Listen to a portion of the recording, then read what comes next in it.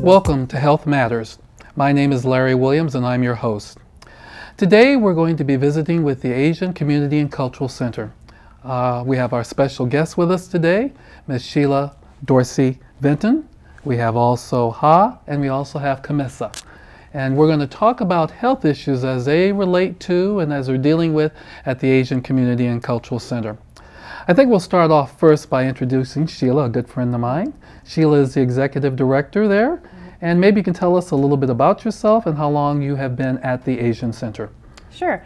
I've been the executive director for about 1.5 years now. Prior to that, I was on the board of directors since 2010. So I've had a relationship with the center for a little while, but I'm really happy to be in this new role as executive director. Mm-hmm. Before that, I was an academic teaching area studies courses at Nebraska Wesleyan and different things. And my specialty is in refugee and immigrant studies and nutritional anthropology. And so it's been really nice to be able to use some of that academic stuff in an applied setting. Sure. Okay. Before we get into talking about health issues and health concerns and health programs at the Asian Community and Cultural Center, maybe you can just give us a broad overview of the mission and the purpose of the Asian Center. Sure. Really the purpose of the Asian Center is to strengthen families.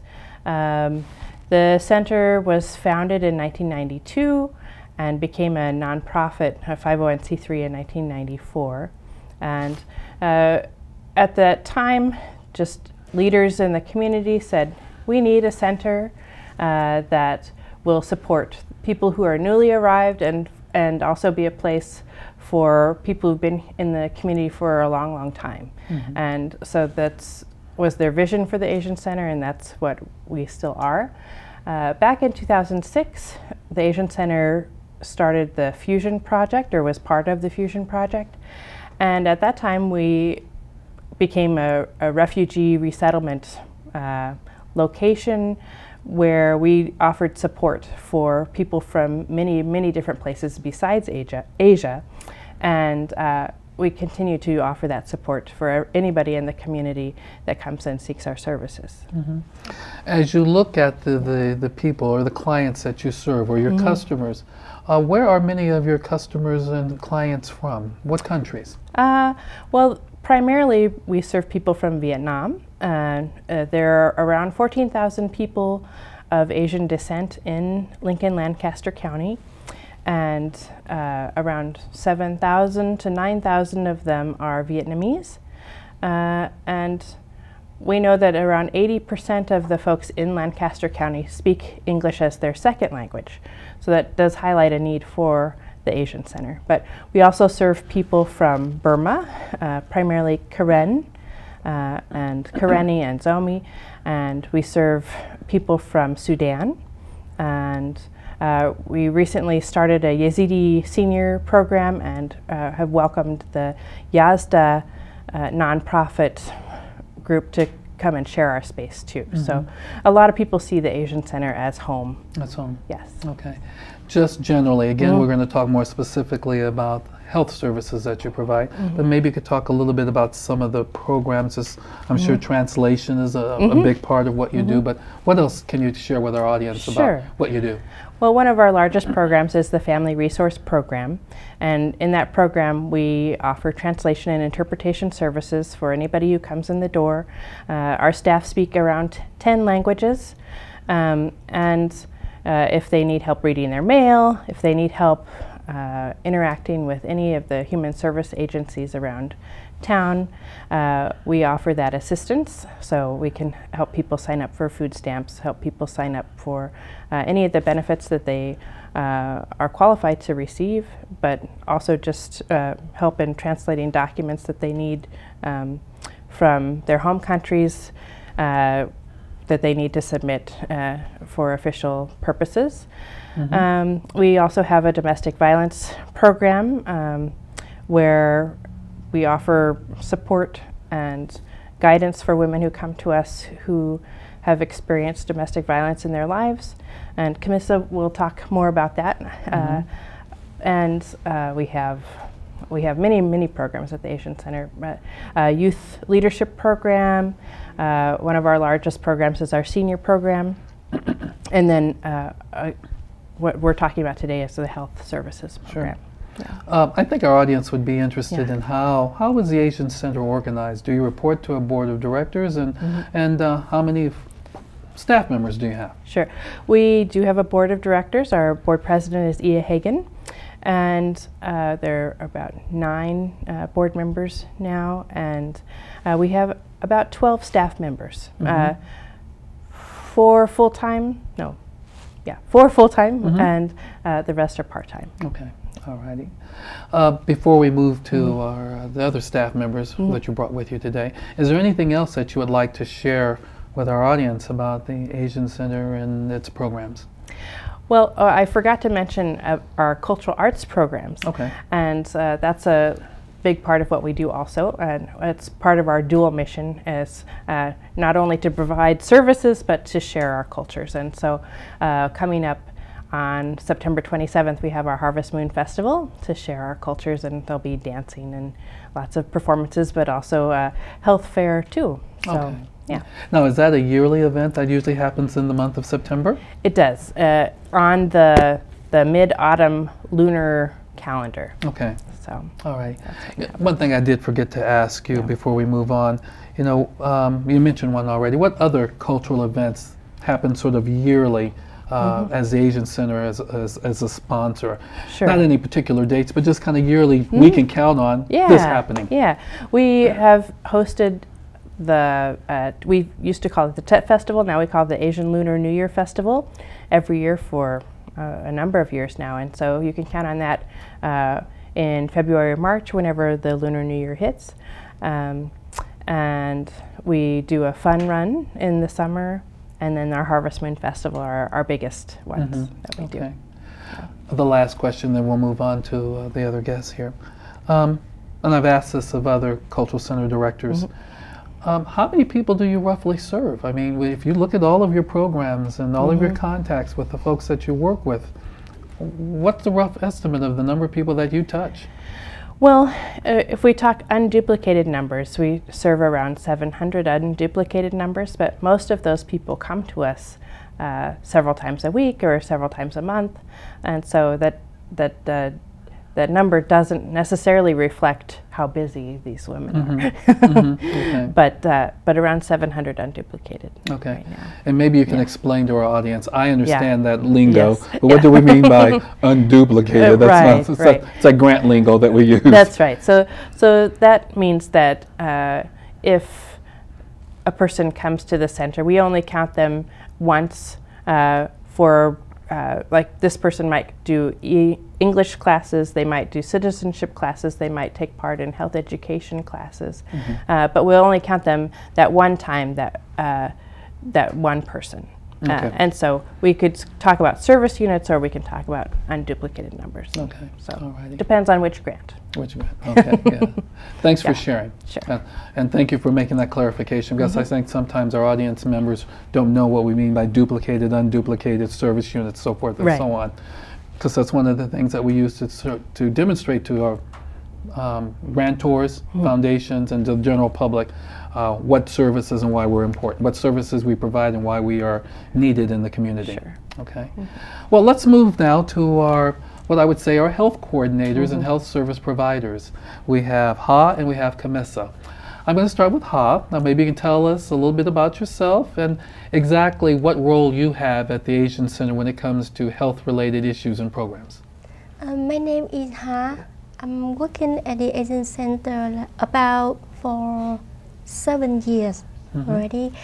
When I start to work at Asian Center, I work at the AmeriCorps, and after that I got a part-time at Asian Center, and now I got a full-time. So I'm very happy, and I would like to say thank you, my director, Sheila, to give me an opportunity to have full-time, so I have more time, more hours to help the Vietnamese people. And I have many duties at the people at the Asian Center. I have with many different things. I am a community breastfeeding educator. I am community health worker, and I also serve like family resources worker. Okay. We'll get back to some of those and discuss them in a little more detail. And how long did you say you've been at the Asian Center? Yeah, 7 years. And your exact title is? Exactly time, at that time, I work for AmeriCorps. Yeah. Okay. And now you're a community health worker. And you're a community health worker. Among many other things. She has a long list of titles. Okay. Yeah. All right. All right. Thank you, Sheila. Thank you. Khamisa, we've known each other for many, many years, and why don't you tell us a little bit about yourself, how you know, what you do at the Asian Center? Yeah, thank you, Larry. My name is Khamisa Abdullah.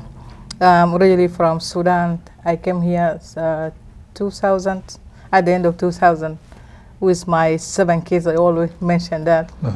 When I came to United States, I didn't know any English, so it's very hard and challenging. So I go to school and I start English from level 2.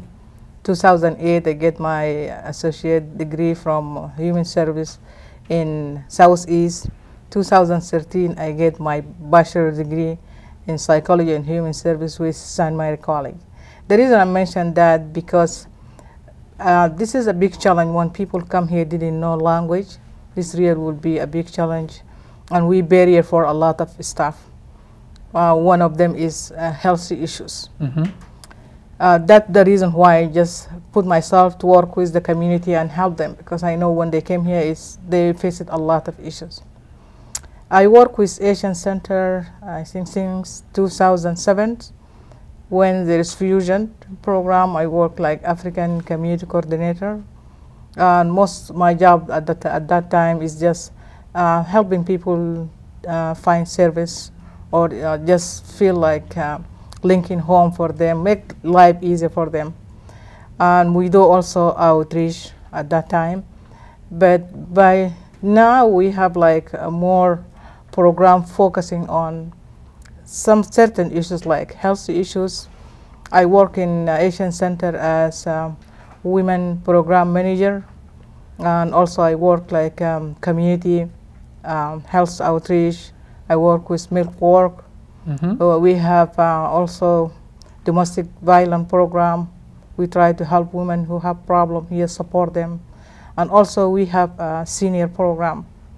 But recently we have a new program from health, minority health. And I really appreciate that, because they're going to train us and give us more skill to work in more professional way and help the community.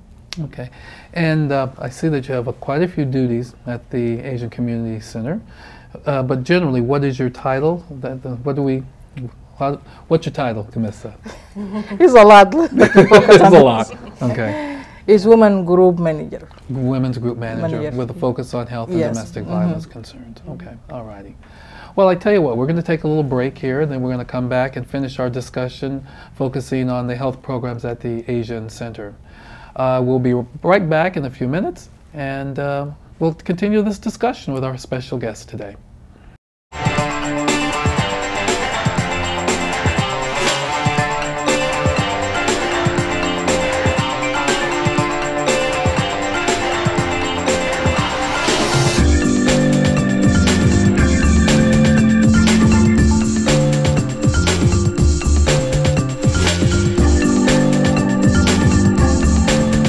I'm a pedestrian. I'm a driver. I'm a cyclist. And I share the road. Welcome back to Health Matters. My name is Larry Williams and I'm your host. And today we have with us representatives from the Asian Community and Cultural Center. We have Sheila, we have Ha, and we have Khamisa. And this part of the program we're going to devote to discussing the particular health concerns and health programs that they have at the Asian Center. Let's start off with a general question here. What are some of the health issues that are faced by our Asian community? And I'll just open that up to maybe Khamisa, you might want to start with that one. Maybe you can tell us some of the health issues that you see in the community. I think the health issue I see in African community or Sudanese specifically We have high blood pressure, diabetes, and also people also sometimes complain about depressions, but they didn't talk about it. They think like you are crazy, but some of them will tell you, I'm upset, I cannot sleep. You can see that have a problem. But for high blood pressure, I think it's not only for them like to go and take medicines, or it's also about lifestyles. This is the thing we need to educate people for diabetes, how to eat well, how to look for their blood pressures, making exercise, following what the doctor said. Because I know people from my community, a lot of them, when they have high blood pressure and they have medicine, sometimes they just stop taking it because they feel they are okay. They will maybe stop like a week or 10 days. When they feel dizzy or headache, they'll go back again and take the medications. And also the other issue I see in the community about the high blood pressure, if two people in the house have blood pressure and they have the medicine have the same name, they will use it each other. But they didn't know the dose, the number of dose. Or I think this sometimes is a problem for them. So always I will tell them, you be smart. Before you run from your medicine, you have to call your doctor or to call the pharmacy. And also don't stop the medicine until you just go back with your doctor, because some of them just stop because they feel they are fine. So we feel my job, part of my job, like educate them just how to take care of themselves. And also doing checkup, we have like a problem for prevention. People don't like to go for checkup, especially women. So we most of the time empower women to do like annual exam, mammogram, or pap smear. I know sometimes this will be hard for cultural belief. They will think like, why do you want us to look for trouble? Why do you want us to go to do pap smear or mammogram? What will happen if I find have a problem? So the question here, the answer to the question here, we are not looking for problem, but if you find it earlier, that will help you to save your life. But people believe like, when my time come, I will go. The medicine or the result will change nothing. But in fact, they need to in this culture, in American culture, they need to follow preventions. They need to check up. If they found something earlier, maybe that can save your life. So yeah, most of my job like just education. Okay. Help them. All right. Thank you so much. Maybe you can talk a little bit about what you see as some of the major issues in the clients and customers of the Asian Community and Cultural Center. Yes, I saw many Vietnamese people. They came to Asian Center for help, for interpreter, for translation, and I know some of them don't have insurance, and they don't want to see a doctor just because they cannot affordable for the bill, for the statement. And fortunately, I work for minority health, and I have some patients without insurance. And sometimes they tell me like they don't have any problem with their health. How can they have to see a doctor? I say, no, you should to see a doctor, not because you have any health problem, just because you need to prevent from, if you have any problem, the doctor will help you to figure out. Then you just wait until you find any problem. And after that, I have them to sign up for sliding fee application, and now they come to see me for help to see a doctor. So I try to reach more Vietnamese patients. They don't have like a medical home.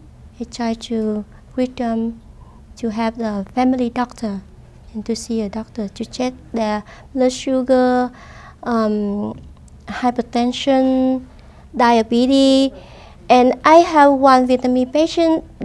She complained that she have a headache, and I try to ask her come to see a doctor, but she worried because she don't have any insurance. And when I try to tell her about the program we have at the Asian Center, like we work for minority health, we have the people. So now she come to see me, and I help her to have a family doctor. And when she come to see a doctor, the doctor after lab, the doctor figure out she have like high blood pressure, diabetes. Yeah, and now she try to follow up with the doctor. Okay.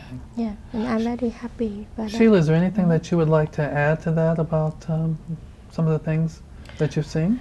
Yeah, well, we're really happy that we have some great support for doing these really important health outreach and health education programs. And we have the support through Community Health Endowment for doing extra focus on diabetes, and with the Minority Health Initiative, and in that we're focusing on diabetes and cardiovascular disease and obesity, and also some additional work with MilkWorks and the Breastfeeding Initiative. But people come to us, and most of the time they don't see that they have any health issues, and then our community health workers persuade them to go and find a medical home and to have that first appointment.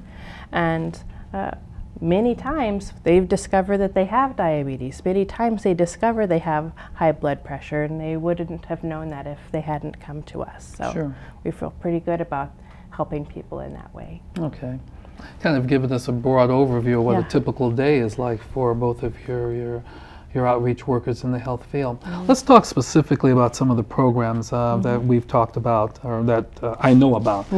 There's a sort of the Breastfeeding Initiative. Community Health Endowment, a very important organization in our community, has funded a diabetes awareness program, and also I know we're part of the Minority Health Initiative. So maybe you can start us off and talk a little bit about those specific programs, and Ha and Khamisa can fill in. Sure. Well, so with the Breastfeeding Initiative, that's a recent program that started in May for us.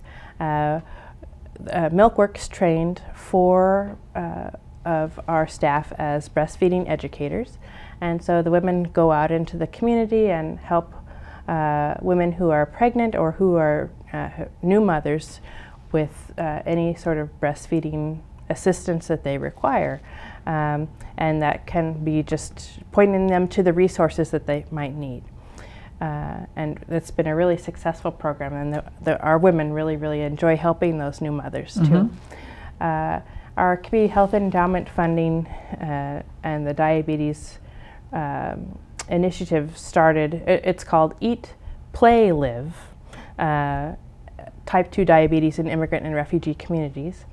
And it started July 1st, and so we are, with that funding, we are focusing on any people over the age of 40 who have not been tested for diabetes, because as I mentioned before, when we send people to get tested, we often find out that they have diabetes. So just getting people to get that initial testing done is one of our high priorities, but also our community health workers will be helping people sign up for exercise classes and just helping them in learning how to monitor their blood sugars, and exploring cultural foods that are safe to eat for diabetics. That can all be part of that too. And then with our Minority Health Initiative, it also has a focus on diabetes, so we can expand on that, but also add cardiovascular disease and obesity. Okay, thank you for that general overview. We have about 4 minutes left. Ha and Khamisa, is there anything that you would like to add to what Sheila mentioned about those 3 main programs at the center? Yes, I know Vietnamese people, Vietnamese women, they're very happy when they know I have like I am educator, no, community breastfeeding educator. They're very happy because I try to have them interpreter at the meal work if they have any question, any issue with the breastfeeding. I will take them. I will come to the meal work and have them there. Okay. All right. And sometimes mom need a pump or something. Yeah, I try to have them. All righty. Good. Good. Khamisa, is there anything else you would like to add about those 3 initiatives that we talked about? I think I support what Ha say about the breastfeeding. People really appreciate that. A special pump is new for people coming here. So most of them like to use formula. I think we prefer if she use pump and use her own milk for the baby. That will be very helpful for the child and also for the mom. Like get the tie between her and her baby. And also I need to mention our program for domestic violence. It's really helpful. We really support women. We just like helping them to be empowered and stand for themselves. Helping them driving, helping them find a job, helping them going to school. This is like my typical day. People come and ask, there is a new job, how can I start the school, where I put my kids. We just try to just support women to stand for themselves. Okay. Okay, thank you so much. Well, Sheila, we have about probably a little less 2 minutes left in our interview time here. One of the things that I always like to ask all of our executive directors of our cultural and ethnic centers is the importance of the center. And maybe you can share with our audience, why do we need an Asian community and cultural center? What purposes or what goals or objectives are served? Sure. Well, I mean, there is no other place that offers the services that we do for the clients that we have. If we didn't have Ha working at the Asian Center, if we didn't have Khamisa working at the Asian Center, those women would, and men, but they wouldn't receive the services in as timely a manner as they are now. I mean, that is the bottom line, is that, you know, we make a difference in people's lives every day, and it's very rewarding for all of us to be helpful in that way. Yeah. All right. To support Sheila, I would like to let you know about, I'm not just serve the people in Lincoln, sometimes I serve the people from Omaha, from Reed, from Heston, from another city. They came to Asian Center for help. Okay. Yeah, look like they don't have any Asian Center like we have in Lincoln. Okay. Yeah, so we do have quite a reach. I'm glad you pointed that out, Ha. That it doesn't exist anywhere else in Lincoln, but it also doesn't exist anywhere else in eastern Nebraska. All right.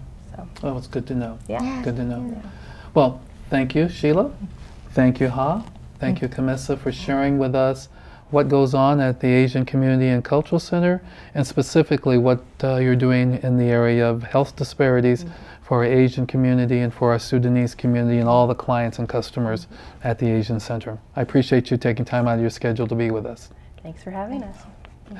Well, that concludes our program for today. Our focus was on the Asian Center, and we will be back next time with more information about health disparities, health issues, and health concerns in the city of Lincoln. Take care. We'll see you next time.